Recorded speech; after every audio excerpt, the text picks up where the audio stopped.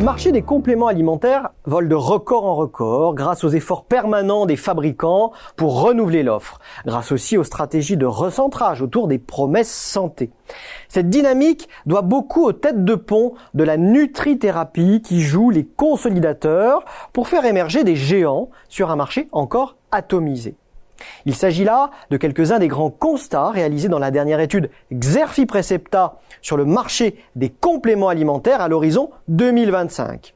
Une étude qui s'accompagne d'une vidéo exclusive de 15 minutes pour comprendre les drivers stratégiques clés du marché sous une forme pédagogique et vivante.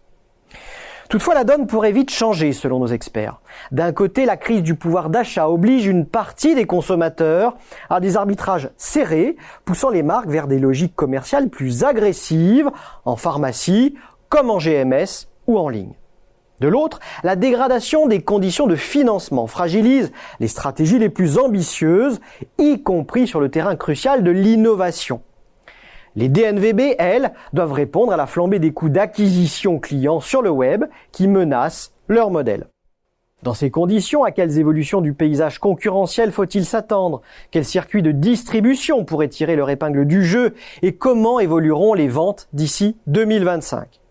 Pour répondre à ces interrogations, les experts de Xerfi ont analysé les principaux leviers de croissance des fabricants de compléments alimentaires, mais aussi ceux des distributeurs. Pour les fabricants, mentionnons le renouvellement de l'offre via la mise au point de nouveaux principes actifs, d'initiatives dans le bio, dans la phytothérapie, voire dans l'algothérapie.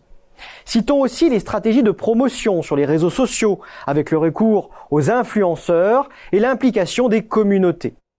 Les fabricants cherchent aussi à se développer en dehors des frontières, en s'implantant à l'étranger ou en développant les exportations. L'étude montre également que les fabricants sont engagés dans une course à la taille et aux investissements capacitaires, y compris dans les outils logistiques. Une course à laquelle participent notamment les mid-pharma de l'automédication. Une course soutenue aussi par les fonds d'investissement.